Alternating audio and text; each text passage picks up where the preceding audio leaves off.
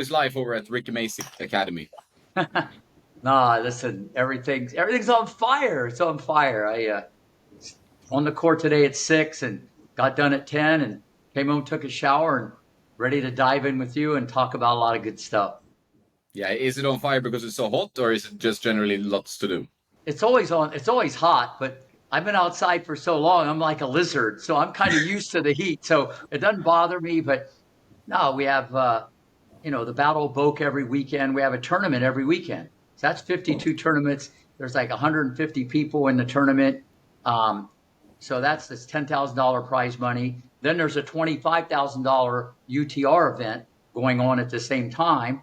And then there was 70 kids for the academy. Then last week we had 50 visit from the Dow for a junior Battle of Boca. So there's always stuff popping all the time. But that's why I like it, because activity breeds activity. Do you get any time off, or you just keep going 100%? Yeah, like right now I got time off. I'm off the court. I took a shower. I got a hoodie on. I'm in the air conditioning. My daughter's here. My cat's here. So this is like time off. But then tomorrow I got to do something bright and early with Fox and Friends about Wimbledon. And then I got about 6 hours of lessons, and we got to move our podcast that I have with Dave Meltzer, Game Set Life. We got Chris Gardner on there, Pursuit of Happiness. What an amazing guy, tomorrow afternoon. So it's always busy, but that's the way I like it. Yeah, same here. I actually spent 2.5 hours in the sun as well before, so similar in that sense. I think it's that the tennis bug is tough. So what do you see for Wimbledon now? Like, how does your life get extra busy because people want to have you comment on things? Yeah, obviously it's a little bit more whenever there's a grand slam in the oven. A lot of people, reach out, whether it be maybe, a podcast or just media in general, but a little bit more, TV. So, and then there's just a lot of stories done because, I do have a little bit better feel than most about evaluating talent and having a feel for this type of stuff, especially obviously with younger kids I had back in the day and where they become, but even with Alcaraz and Florida and some of these people I said years ago that were going to be the real deal, and a lot of this plays out. So I think the credibility of not just giving an opinion, there's a little more meat on the bone. But yeah, from England, to the United States, to Australia, there's stuff going everywhere. And if I have the time, I like to help everybody out. That's great. That's great. I like that attitude. Who do you think will win on the men's and the women's side? Like, just throw it out there. Yeah, well, first off, you got to go with Djokovic. He's not going anywhere. Listen, he's the rubber band man.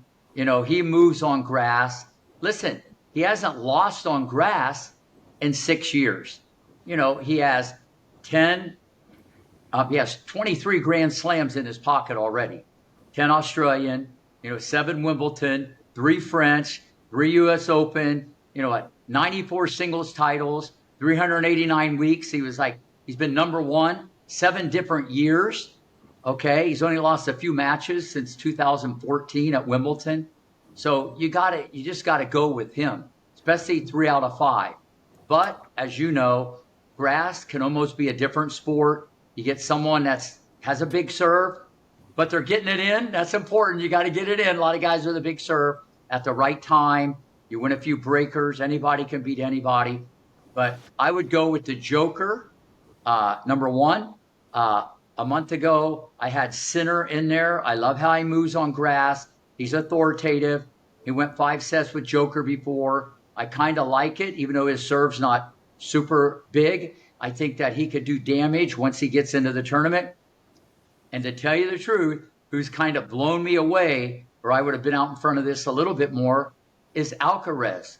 I've never seen a pro ever in my life play on clay for 5 weeks. And then I watched him that first match almost lose to a lucky loser, all right, and make so many adjustments. He's closer to the baseline. He's returning serve from a different position. He's changing the tactics. There's not quite as many drop shots, but there's more drop volleys. He's playing more like Agassi, take it on the rise, give you a surprise. It's one thing to modify and adjust your tactics. It's another thing to be able to do it. And it's another thing to deliver the goods. I mean, this guy it blew me away. It really did. I never saw that. So listen, he's dangerous because he knows now grass is becoming his best friend again. Where before I thought he didn't move, even though he's the best mover I've ever seen. Once he starts running, he's on turbo. But the movement on hard court and clay is very different than grass. You got to be a little more nimble. You got to stop a little different. But he's kind of figured that out. So he's dangerous. He's on a collision course with Rune, I think in the quarters, but everybody has to get there. Korda is my dark horse. I love his game. Backhand, money in the bank. Depends which bank you got it in. His backhand's money in the bank. The guy can bring you in with short chips. He can volley better than any of the Americans. His forehand's kind of like Federer, a tight spin. It's not a heavy spin, but it's a tight spin. Mentally, I like his calmness. His serve's going to get better.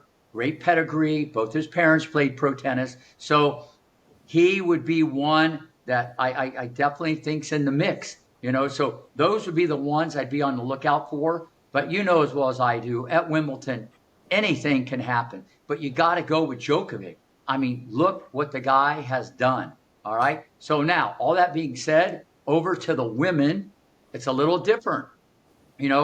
I see Iga, in my opinion, not the favorite. I think her forehand is a little dodgy, kind of like Coco on the grass. I think you can get into it more. What I mean by get into it, you can win more for free on that side or get short balls. And when your opponent, these other gals feel that way, they feel they can beat you. They have a chance. We're on clay. I mean, she's like Hingis on steroids. I mean, she just finds angles and breaks you down, so but listen, you win 35 in a row or 37 in a row at anything, marbles, checkers, you got something between the ear. And tennis is a game of inches from ear to ear. So you don't count her out, but she's more vulnerable on grass. So I would go with Raducanu, biggest serve on the tour. She gets it in, most aces, but she's had, a little bit of a viral thing going on. The same with Iga. So they haven't had the best maybe preparation. I would throw Sabalenka in there because of the firepower, but she doesn't defend as well. So she can hurt you more, but you can hurt her more because she doesn't have as much time. So that kind of cuts both ways. I'm looking at Karolina Muchkova. Is that how you pronounce the last name? Finals of French. I love her game. She can rip it, dip it, flip it, chip it. And I love her attitude. She goes, I love grass. She's been injured, so she hasn't been heard of a lot. I love her game. She reminds me of Barty. She can do a lot of different things. And on grass, she can make you uncomfortable, and that makes her comfortable.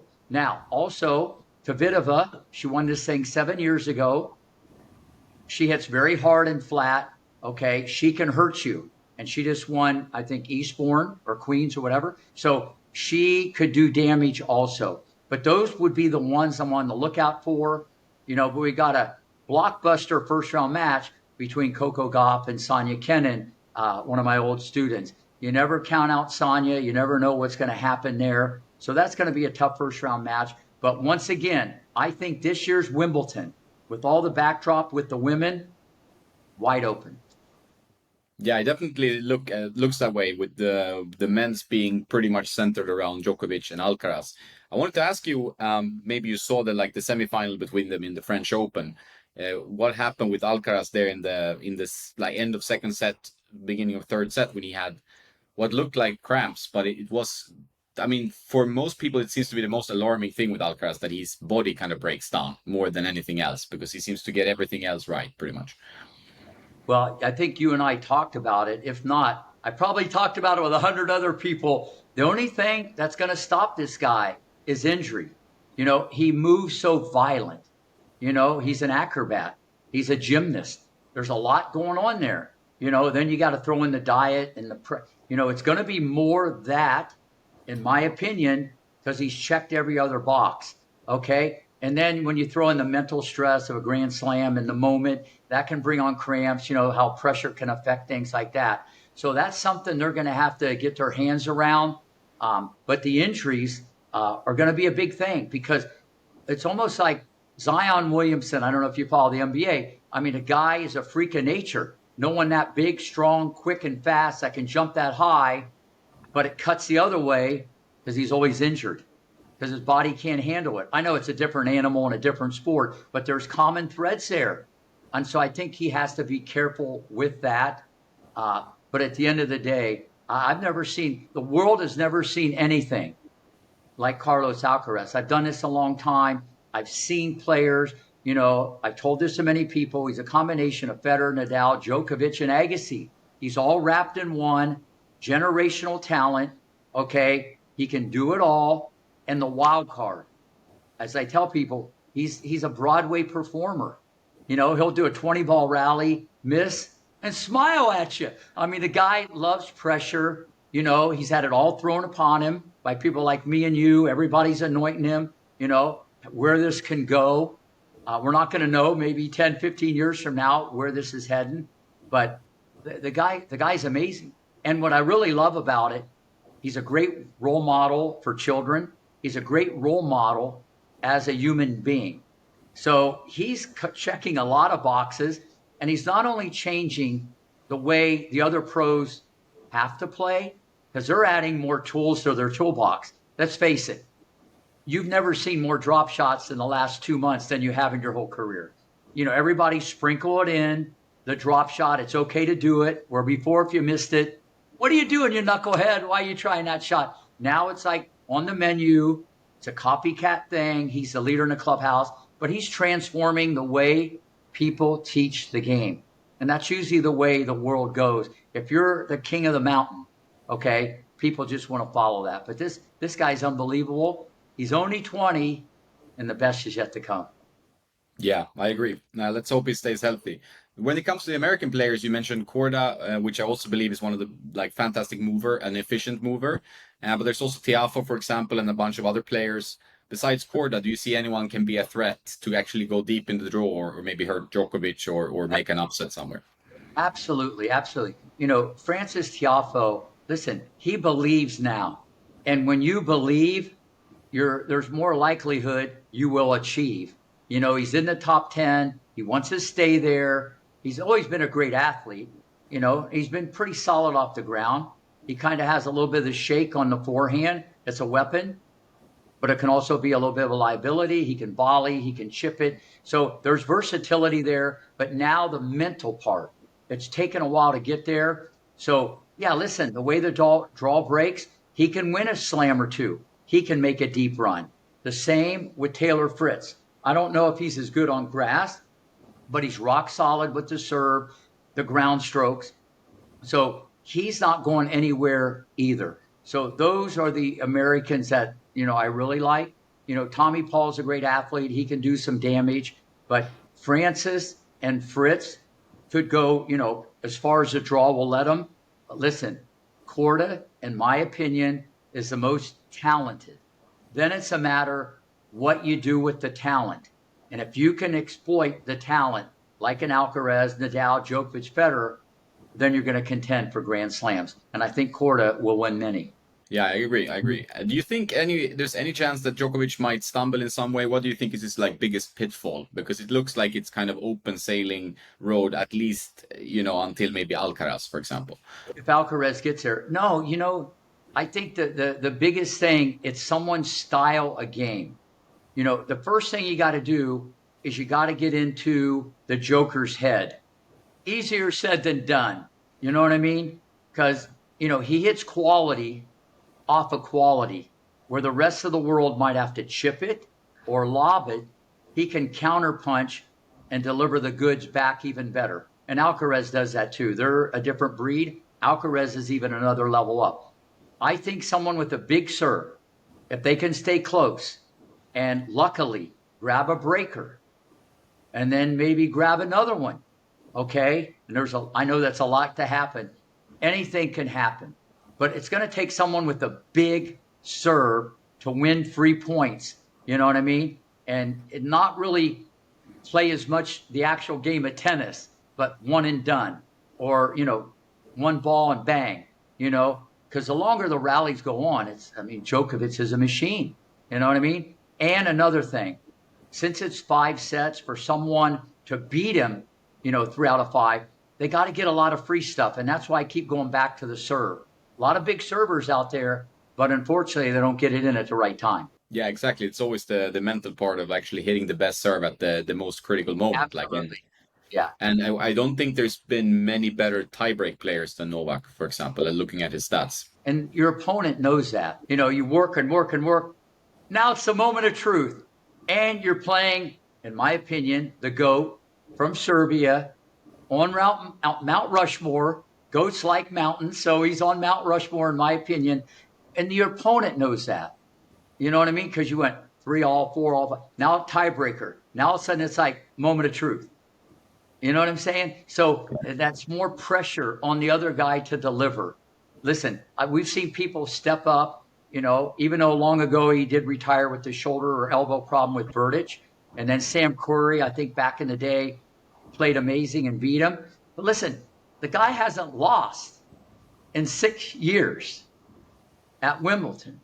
I mean, that alone should make you feel like Batman, Superman, and Aquaman all wrapped in one. So listen, the mental part, I think his toughest opponent is the guy he looks at in the mirror. Yeah, and he seems to be able to beat him quite a lot. And also the issue for Novak has always been, battling, like being loved, I guess, as much as Roger and Ralph are. And he seems to be dealing with it pretty well when he's under like some, maybe some booing from the crowd and stuff. Where do you think that comes from? Like, do you think he will ever get the same kind of credit as Roger and Rafa? And do you think he uses that as fuel? First off, I love this question. That's an awesome question. First off, everybody's going to love Federer because the guy looked the best, okay? And he made it look easy. And in sports, when you make it look easy and you're a champion and one of the greatest ever, people love that, okay? They just love that. And it never looked like he was sweating. They like that even more, That's a true artist. So, and his demeanor overall, and so that touched differently with the media and fans in general. So that's Federer. Nadal, people love the workmanship, just the lunch pail mentality, the grinder, the machine attitude, and once again, he was more welcoming. He'd welcome people a little bit more. So the Joker, listen, he took a negative and like you just said, maybe turned all this into positive. It made him try harder, made him dig deeper. Listen, he's dealt with more than anybody. He harpooned a ball boy at the U.S. Open a while back. He could add another slam, in my opinion. Okay? He gets kicked out of Australia, and he's a defending champion. And as I said, he's won 10 of those things. Okay? He didn't get to play a few other Grand Slams. He could be sitting here with 26 Grand Slams. Instead of saying, oh, let's just retire, or let's go to the beach. He's used that to fuel the fire. But you know what? That doesn't start yesterday. That doesn't start a year ago. That was long ago, in the wiring, having dreams, mental visualization, a lot of mental training that he's probably not going to elaborate with the public about how he sees it, believes it, feels it in his mind before it happens. And through negativity and through failure, you become more successful if you use it the right way. A lot of people, they exit stage left. That's why you see, unfortunately, a lot of the women, they go up and down very quickly. Djokovic is bulletproof. And I think he's went up another level with respectability because of the stuff I just mentioned. And he won the French, okay? And he has 23 Grand Slams, and he's not done yet. So I think the last chapter's to be written. And the way he answered the question, are you the greatest of all time now? And he gave so much respect. He goes, that's for other people to talk about. I think it's disrespectful. Many champions before me that gave me this opportunity. Each generation is different. I'll leave that up to other people. So it gave you a behind the scenes look about him as a person a father, and just an overall great human being. Yeah, and if he wins Wimbledon, I guess he has the chance to win like a calendar slam at the U.S. Open again, which he almost did some years back, right?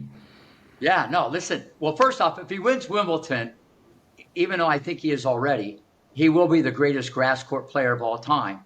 And he doesn't have the biggest serve of all time. He doesn't have one of the best slice of all time. Or he doesn't have the greatest volley, or one of the best. Okay?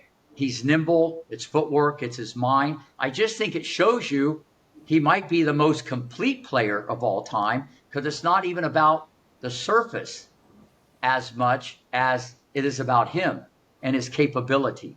But yeah, if he wins, okay, Wimbledon, the U.S. Open, going for the Grand Slam, must-see TV, okay, it will be, last year was the Serena show, okay, this will be the Novak show like no other. But instead of getting ahead of ourselves, he has a lot of work to do. I think it's going to be tough at Wimbledon because it's so unpredictable, and no one's just going to give him the trophy.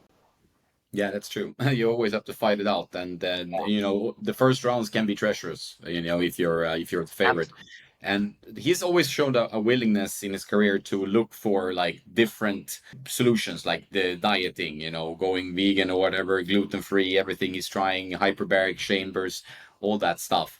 And do you think that's a kind of an inspiration for other players to always go that extra mile, like whether it's mental work or physical stuff that's happening on the side of the court? Absolutely. Listen, the way you get better is to study people better than you. The way you get smarter is to be around smarter people than you.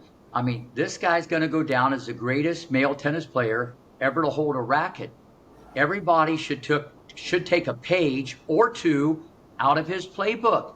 Okay, because I remember when he first came on the tour. And remember, he's won a lot of these slams since 2007.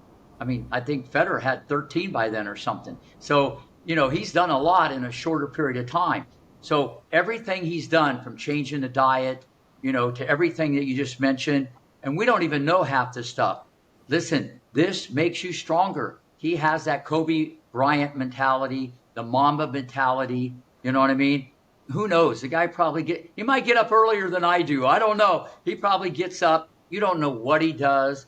He's so mentally strong. It's one thing to say it, but he probably does it Monday through Sunday, and it's the way he's wired. And if you have that, the takeaway is about one thing. You handle pressure better, okay? You're all about the competition. He's not focused on, I'm seeded number one, I could do this or that. Listen, you don't see him choke a lot. You don't see him, check out a lot. And everybody's human. Everybody chokes and get nervous. He just does it like Nadal and Federer, less than the rest of the world. Yeah, and another player, well, you mentioned Iga, which I agree with you on the reading that her very spinny oriented game that works so well, for example, on clay courts might not be as natural for the grass court. But one of her strengths seems to be the mental power. When you work with players, like, is that something you focus extra on these days over maybe 10 years ago? Well, first off, I've always worked on that. Okay, to me, that's been the leader in the clubhouse. I think anybody watching this, the number one goal of any coach, okay, forget biomechanics or the technical part or whatever, it's to teach the player to become the best competitor they can become. Anybody, anytime, anywhere, run for every ball, no excuses. Your job description is run, sweat, and shut up. That's kind of your description. And you got to get people to buy into that. Because when that's the main focus, like Venus had, and Serena, and Roddy, and Kennan, Sharapova, when you're all about the competition, like I talked about Novak, you handle pressure better. You're not caught, because everything's going to change around you, like it has with Emma. Everything changed around her. But it's still tennis and a court and a ball, and you're there to knock someone out. Everything changed around you, but you didn't change. You're still competing. You might have more money, but you're still competing. So yeah, the mental part. You got 20 seconds to make it happen like 20 years ago to forget. I tell everybody, you got to remember to forget. That confuses a lot of people. I say you got to remember to forget. They usually forget to remember what I said. So what I mean by that, that's the hardest thing in singles, individual sport. That's why you see people excel more at doubles. You got a therapist on the court, you miss a shot, instead of going whatever, that emotion leaves because you're going and giving a high five and hugging someone. You know what I mean? So it's different. The mental part is the key. That's why I took a chance on Venus and Serena. That's why I said Kenin, the scariest little creature, even at 6 years old. That was already there. That doesn't mean you're going to be a great player. I saw it in Sharapova at 11. She was in a bubble. I saw that in Capriati. It wasn't the great fundamentals by the late, great Jimmy Everett. It's not on the outside. I'm not going, listen, I have so many kids here that can crush a forehand and a backhand and have an amazing serve. And they're a better athlete than the other guy, and they lose 6-2, 6-2. So the mental part's the most important thing, because the other stuff you can teach. The mental part also you can get later as you mature, because your brain isn't developed at 9, 10, 11, 12. You can't process. Everybody's wired different. It's a little bit environmental.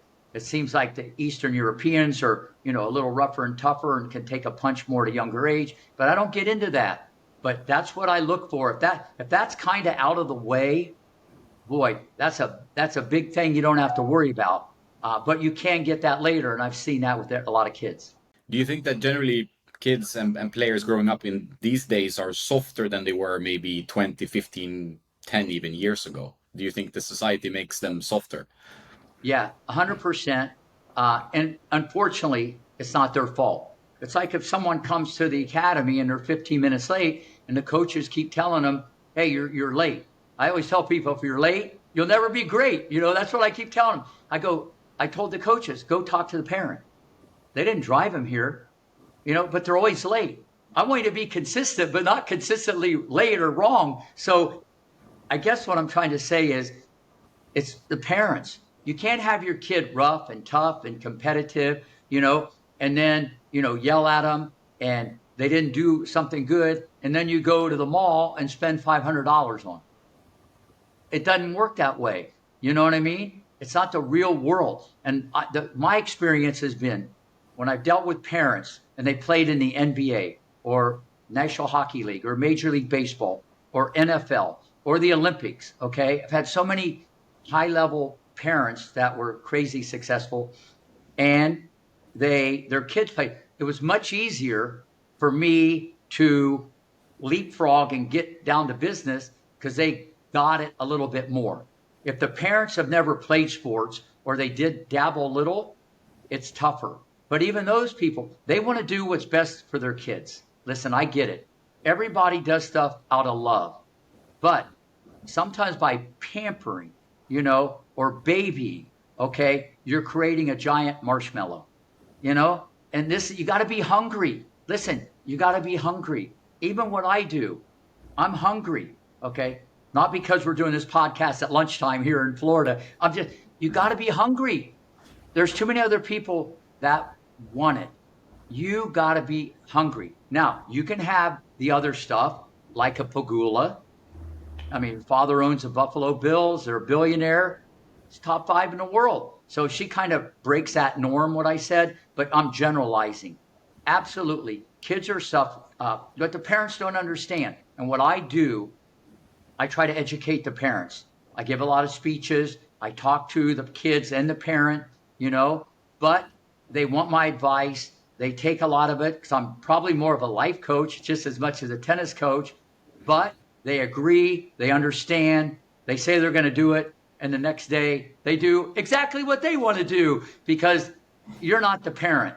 And when they go home that night and the door closed at the dinner table, they're there and you're still on the tennis court. You mentioned Emma and Raducanu before, and I think like one of the things that happened with her, she did really well, obviously, and broke through with like a huge bang, and then she hasn't really delivered so far as of yet, and she has changed a lot of coaches. Where do you think that issue is, and do you see like a bright future for her, or do you think like that was like a one-hit wonder thing? First off, I love the question. Okay, I've answered this many, many times. Listen, You don't go through qualifying at a Grand Slam and win a Grand Slam and not drop a set. Okay, if there's not something special mentally between the ears. That's number one. Biomechanically, there's no flaws on the forehand or backhand or serve. Okay, so there's no little speed bump there. Like maybe I explained with Coco on the forehand, there's a little bump there. Yeah, yeah. So the technical part is there, and she can control the center of the court. She can take away time. She understands the geometry of the court. She was taught very well. Okay, I have no doubt. Okay, well, let me back up. So everything changed around her in the blink of an eye. Okay, so whatever happened, I don't know. I don't know her.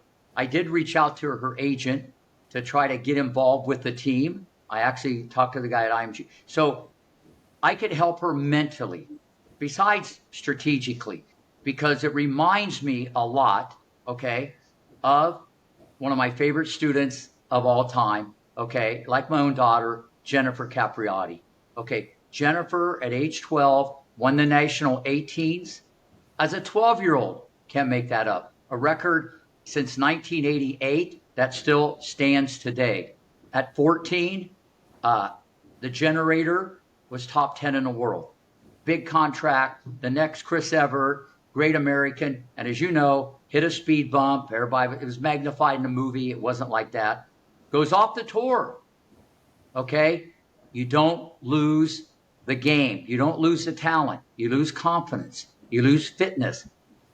Nobody believed in this kid except Stefano Capriati, the dad, Denise Capriati, the mom, and Rick Macci. Even though I wasn't in the picture then, okay? She came back, and I told her why she could come back, okay? Because you don't lose those qualities. Magic. She was magic. Greatest junior player ever to pick up a racket here in the United States. She not only came back, not 50, 20, 10. She came back to number one, 3 Grand Slams, an Olympic gold, huge contract from FILA.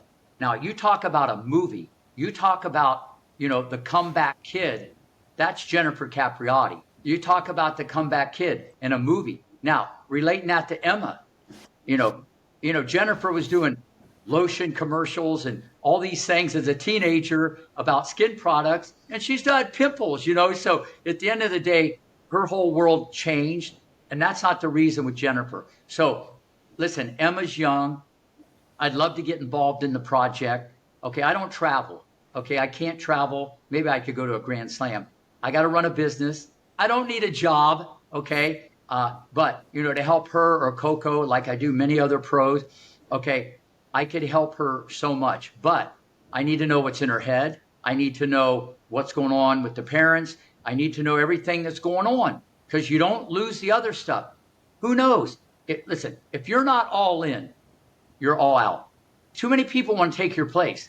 If you're not going to die to win every point, or you're just playing for the money because you need sponsors or whatever, it's not going to work. So that's why I would have to know what's going on in her head. But I think she can come back and be one of the best players in the world. And I think she can win Grand Slams. So I think the parent might be an issue for many players, and is it something you encounter a lot, like that the parent plays a huge role? And we're not talking only about juniors here, but there are a few players on the ATP and WTA tour that still have their parents with them very closely in the team as the main coach or as like a side coach. Yeah, cuts both ways. It can be a positive. It can be a negative. It's hard to comment because I don't know. Each dynamic is different. You know what I'm saying? Each dynamic is different. But if I back the truck up, that's another thing. Even though everybody might look at Richard Williams, as a madman or, the most stubborn guy ever, I love the guy. Listen, we were cut from the same cloth because it was all about getting better. It was all about competing. He got it. He was old school. He loved distraction. He loved people cheating his kids. He didn't need to have new balls. He loved problems. Okay, and to be great. Like Venus Serena said, Rick, we were brainwashed to be number one. I mean, you got to have other attributes. That's why I love the guy. it cut through all the insanity or the forest fires I maybe had to put out that he would say. But yeah, the parents, they mean well. And when the kid does well, the parent feels, oh, it's a lot because of me. Because let's face it, everybody likes acknowledgement, a pat on the back. Everybody wants credit. I get it. But sometimes you got to let them figure it out on their own. Some of the best coaching, don't say anything. Keep your mouth shut. Let them do it. Don't carry their bag. Don't fill up their water. Don't put ice in it. I mean, listen, you saw that in King Richard. Venus picked up that bag in the locker room after she lost when Richard had it. That's a real thing that happened. Listen, I think the parents mean well, but remember, they never really developed a player. They have a very limited understanding of the technical part of the game, like, maybe a lot of travel coaches or biomechanics. They could be good motivators, or they might help a little bit with scouting and managing, and being a support system. And that's a big piece to anybody's puzzle, whether it be a junior or a pro career. But it's much more than that. And that's why I might get involved with Coco to do reconstructive on the forehand and show her the ATP forehand if she wants to, but that doesn't mean it can be done. But if she wants to, I can do it. So at least the dad, that's why I really like Corey Goff, even though he's kind of the coach, okay? He knows his daughter could do better. And it's a technical thing. Because listen, many people have helped her the last 6-7 years, but here we are talking, and there's still a little biomechanical flaw on the forehand. He doesn't want number 6 in the world. He wants number 1 and dominate.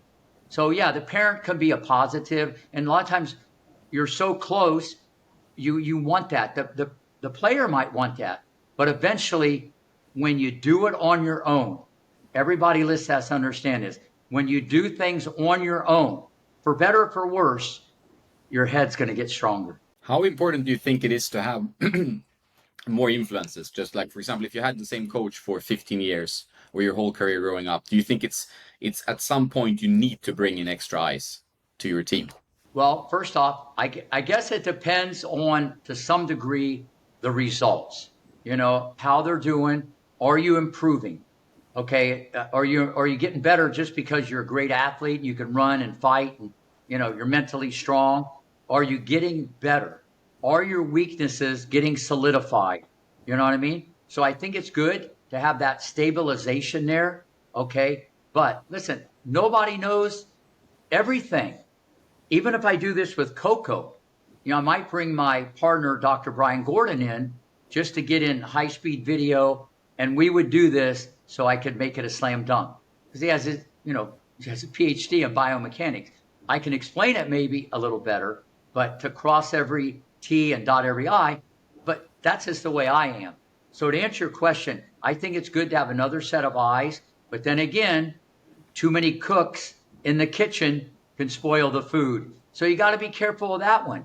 And I know, it seems like someone like Patrick Moranoglu, a lot of times, he's there to help. He has a facility or whatever and can motivate, educate, whatever. And that's all good to have another set of eyes. But I think it really depends on the player and their comfort level, okay? If they've had a coach for a long, long time, if they want that to continue. So I know some people, they've had success, they got rid of the coach. And I know how some people, they've had the same coach, but they do need another set of eyes. But then again, all that is another set of eyes. Maybe the eyes could be crossed. Who knows? The eyes, just so it's another set of eyes, it has to be the right set of eyes. And that's in the eye of the beholder. You see some players be more open to that. Like, Novak did bring in Ivanisevic, for example. He's brought in some other coaches over the years. Agassi for Federer changed a little bit. Nadal has been pretty steady. A guy like Stefanos Tsitsipas, who I've helped a bit with rackets and strings lately. Do you have any advice in his case or any thoughts around his game to improve in grass results or in general? He's always going to be in the top 10. The problem you got now, you got new guys getting better. They haven't reached anywhere near their potential in, an Alcaraz, Sinner, Ruud, Korda. Medvedev is going to still be around. And then you got, obviously, Joker. So, but I think he's always good enough to be in the top 10. I think he's going to have to sprinkle in a little bit more of the volley. Okay. He's going to have to take a little bit more chances. So he's dictating the play a little bit more, changes court positioning. He has to make modifications and adaptations to his game if he wants to contend for a grand slam. Okay. Play a little easier, hard, maybe. Okay. Grass court, I don't see it. But, he checks enough boxes that he's always going to be, one of those guys because you got to beat him. Seems like a pretty good competitor, but has to add a few wrinkles to his game. And if he does that and he uses it, he can be right in there with all of them. A lot of times with the grass, this is where AI, Yeah. with the commentating, or even with the website or the app, it's going to show you anomalies. I don't think like Casper Ruud, who I taught his dad Christian back in the day, like on a hard court or a clay court, his backhand's okay. But I think on a grass court, because of the grip, I think his backhand can break down much easier, where most people aren't going to even understand probably what I just said. Because he has a great forehand. His serve, when it goes in, it's good. He's a good mover. But he doesn't even like grass. So the mindset has to change. You got to love grass. If you don't love grass, you have no chance. And I don't even know if I don't know if he likes or loves grass. So it starts with the right attitude. It has to be your best friend. If not, it's the end. So that would be my sermon, about grass to any player. Yeah, I think that's great. Great thoughts. I think you have to really embrace it, even if you hate it at first. I mean, we had Medvedev on the clay. He was complaining so much, but then suddenly something clicked in him, and he had some great results, even on Yeah, clay. absolutely. I mean, your wisdom is ever shining. I like talking tennis with you because you you always have a good take and also a nice soundbite always. Did you always have this good marketing ability of capturing a phrase? No, well, first off, thanks. Basically what it's been, I've been on a court since age 22, and I've probably been on a court more than anybody, and how you say it, why to say it, when to say it, and how to connect. That's probably why I still do what I'm doing, 45, 50 hours a week of teaching. And now that, done obviously a lot of TV and interviews and podcasts, people like yourself, you can kind of see I'm saying a lot of the same things, but in a different way with a different spin and a different set of eyes. Yeah, for sure, and that's very refreshing. I Yeah. had a question also about a player close to your heart, Venus. She's gonna play Wimbledon, right? So she's been actually playing pretty well of late. Yeah. I mean, can you believe it? Age 43, BW. No, listen, BW, she's like my daughter. I love BW. Just talked to Richard yesterday.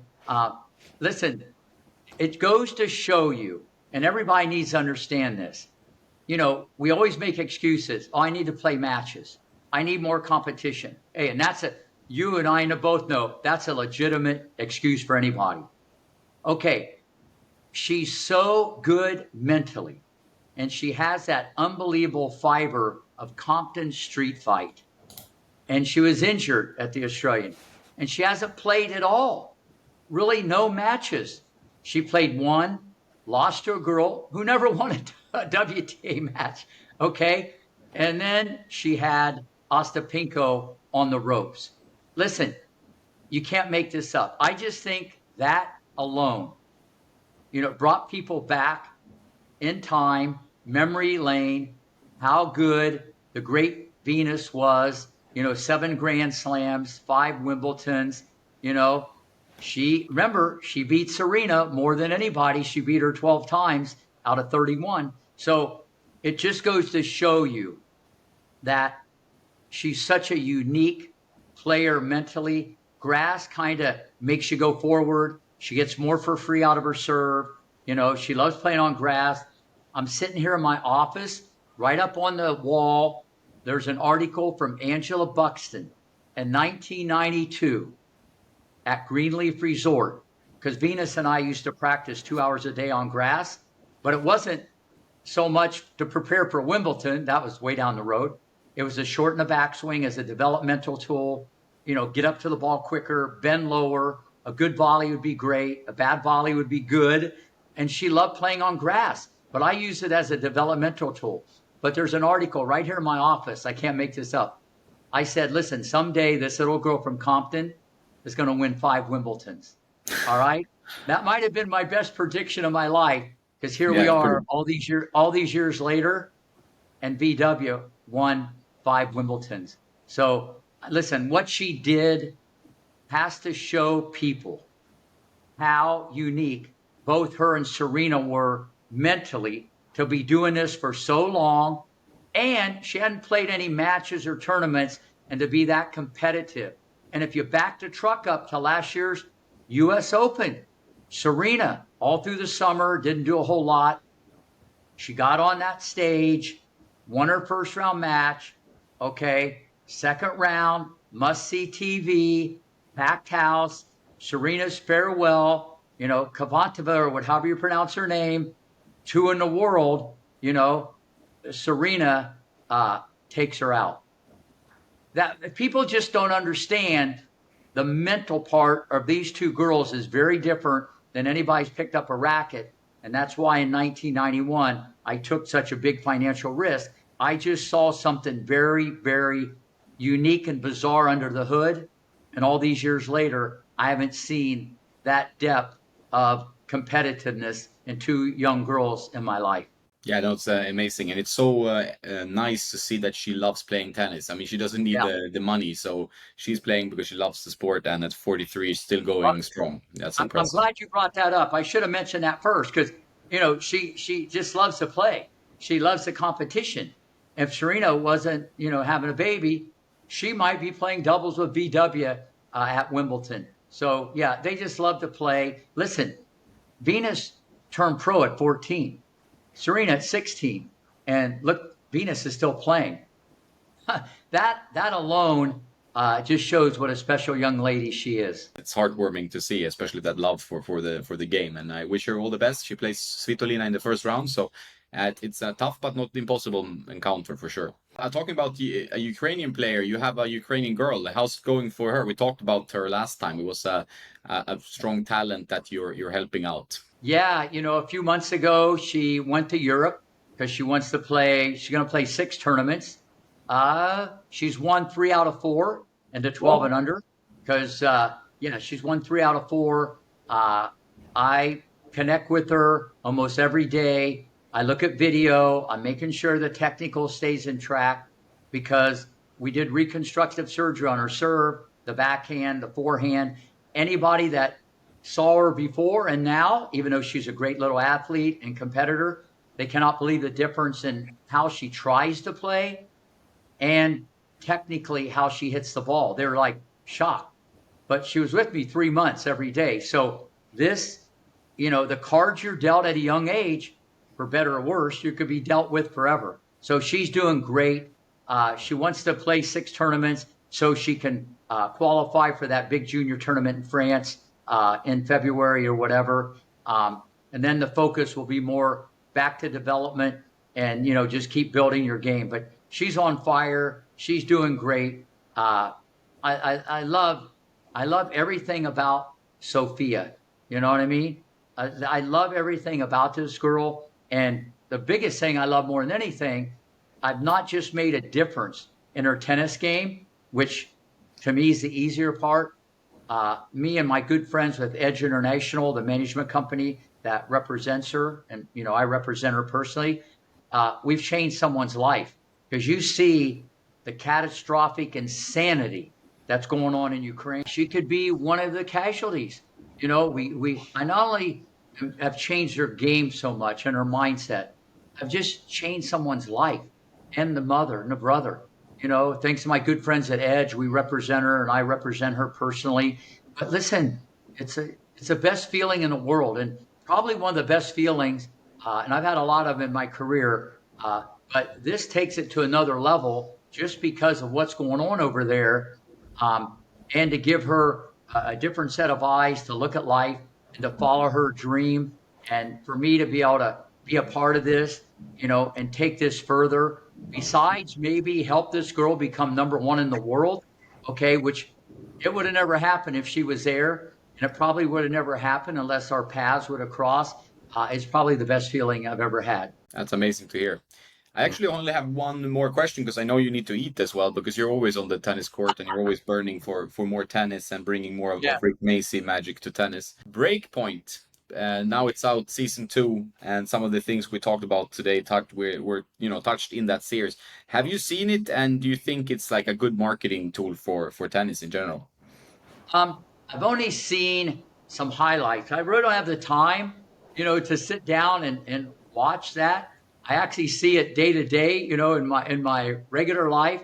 But no, I think it's a great thing to market. I think when it can connect more people, it's available on, online, different platforms. One more thing, let me comment on this because a lot of people have been asking me about the commentating with AI at Wimbledon. Yeah, yeah. Okay. And, about humans and robots and all this stuff. Listen, it's going to be used on video and the highlights. Okay. And I think people need to give it a shot. I think they need to just see how it's all going to work out. I think the nuances, the subtleties, the attention to detail that it's going to show people. Okay. And maybe some people don't want all that information, but I think it's going to engage more people. I think people will be going on and off their phones, looking at this stuff. Listen, at the end of the day, I think it's a positive. It's not going to do really the live courts. That's going to be still humans, but I think it's going to, all the outer courts, wheelchair seniors and juniors, people are going to have access to, and they're going to have the voiceover, okay, of a bot. I think it will be great to give that analysis. I think everybody loved it except John McEnroe because he said, you can't be serious, okay? So I think everybody loved it than him. But at the end of the day, when it's all said and done, I think the bots are going to be calling the shots. That's a great quote, actually. No, I agree. I think also we need to embrace new technology where possible, and anything that can bring more information, more enjoyment, more engagement to the audience, we should at least give it a try, right? Like we shouldn't just brush it off. Yeah, they'll synthesize the voice. They'll have a smooth, silky delivery. It's not going to be like a robot. I don't. It's not. They'll work it out. It's going to take time. You know what I'm saying? So when it's all said and done, I think it's a win-win for everybody. But even the networks, because it's always what's behind the curtain. For the networks, they're going to save tens of millions of dollars, okay, just on that alone, okay, because they're going to have AI commentating. Then they're going to get tens of thousands of more people involved, and then they're going to make tens of millions of more dollars for more advertisement. So they're going to have the trifecta. So behind the curtain, this train has left the station, and there's no looking back. But initially, I'm sure it'll be like a hybrid on down the road, a human and AI. Yeah, and it's a great experiment, and it will be fun to watch. And I like when tennis is also trying to be a little bit in the forefront, or at least be with the times, because sometimes it's an old sport, traditional sport. Not many rule changes over the last 100 years, really, if you look at it.